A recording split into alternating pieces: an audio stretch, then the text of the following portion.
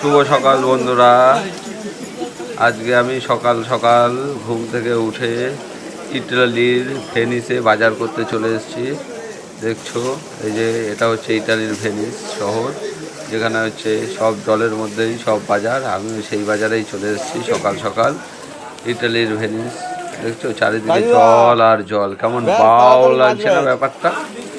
সারা বৃষ্টি হয়েছে, তাতে এই যে জল আর জল, একদম চারিদিকে বাজারের ভেতরে জল।